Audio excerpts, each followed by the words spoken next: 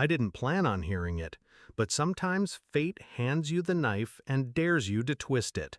Her voice carried across the open patio, sharp and careless, dripping with a confidence she never showed me. I can dump him anytime. He's useless to me. Just a safety net.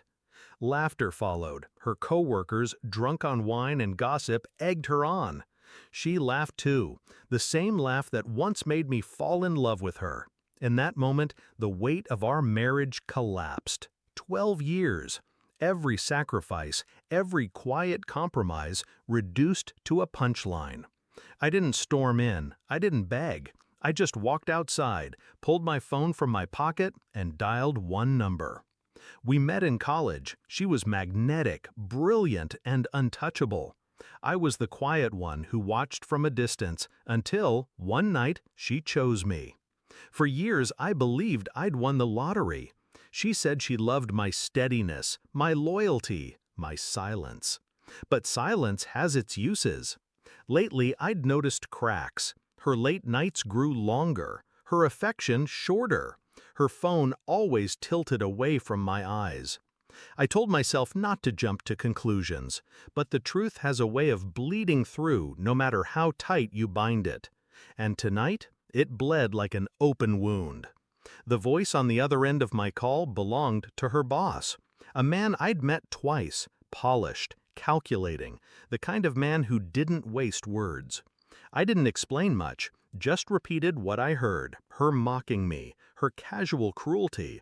But I added one detail she hadn't known I knew, a detail she thought she'd hidden: the affair. She wasn't just humiliating her to her coworkers, she was betraying the very man who signed her paychecks. I stayed outside, leaning against the brick wall, breathing in the night air. Calm, detached. I wanted her downfall to arrive without my presence contaminating it. 10 minutes later, I heard the shift. The glass doors swung open. Heavy footsteps cut through the chatter.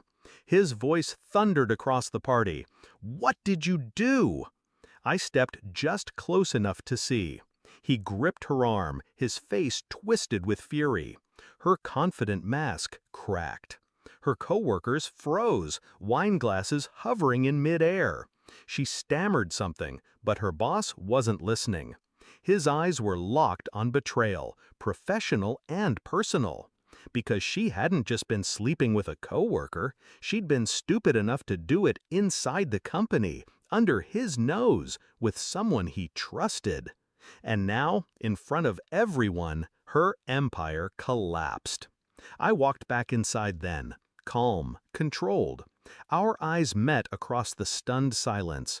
She looked at me like I'd become a stranger. Maybe I had. I didn't speak. I didn't need to.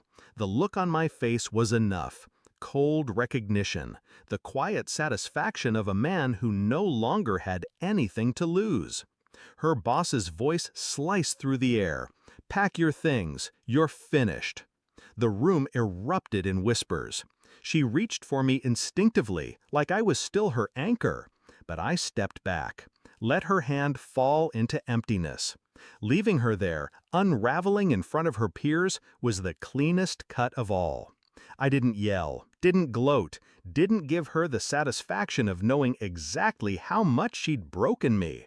I just let the silence speak. The divorce came fast, too fast for her to scramble. I'd already gathered the evidence, texts, receipts, baits.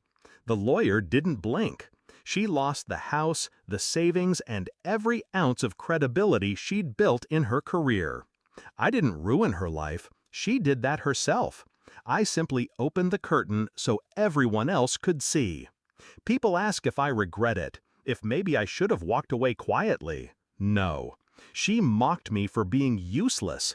But that night proved the truth. I'm not useless. I'm patient. I'm deliberate. And when you underestimate a man like that, you hand him every tool he needs to destroy you. I didn't shout. I didn't fight. I made one phone call, and I let gravity do the rest. Final reflection. Now, when I think of her laughter at that party, it doesn't sting. It reminds me of the moment I shifted from victim to executioner. Revenge doesn't need fire or chaos. Sometimes it's just silence, a single, quiet move, and watching them fall all on their own.